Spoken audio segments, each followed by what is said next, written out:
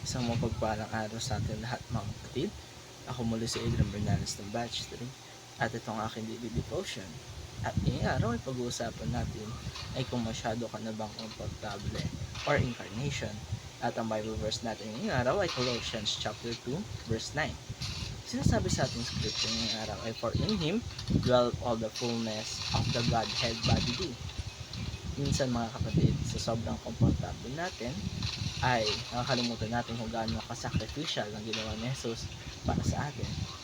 Kaya ang pinakatanong sa atin ngayon mga kapatid ay kung masyado na ba tayong komportable para hindi na natin pansinin ang sakripisyo ni Kristo. At ang incarnation naman ay hindi simpleng kwento lamang. Dito parang fairy tale o pangsimbahan lang tuwing Pasko. Ang incarnation is the act of God, the Son, Jesus Christ, nagkatawang tao.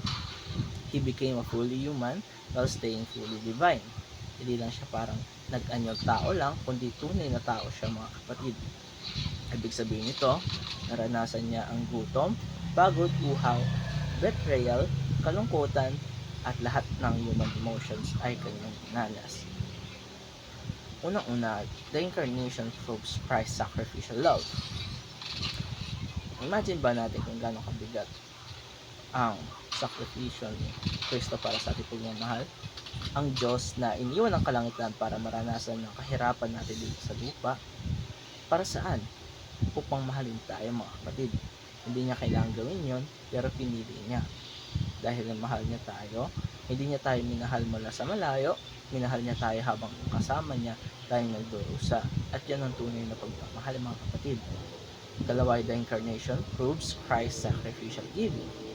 Hindi lamang pagmamahal ang ipinakita niya, kundi pagbibigay ng sarili. Iniwan niya ang lahat ng karangyaan sa langit para ibigay ang sarili niya sa atin upang bayaran natin kasalanan sa krus ng Kalbaryo mga kapatid. Hindi lang niya ibinibigay ang oras niya, effort niya, kundi pati buhay niya. At kung si Jesus nga kaya ibigay lahat, bakit tayo minsan sobrang kapit sa komportable natin buhay? Tatlo ay the incarnation proves Christ's sacrificial service. Sasabi sa Biblia mga kapatid na si Jesus did not come to be served, but to serve. Pwede naman siyang dumating bilang hari na may korona at mga sundalo, pero dumating siyang mahirap, simpleng tao at taga-silbi. Naghugas ng paa, nakisama sa mga tax collector at makasalanan. Ganon siya kababa at kabuti mga kapatid, kaya dapat matuto tayo mula sa kanya.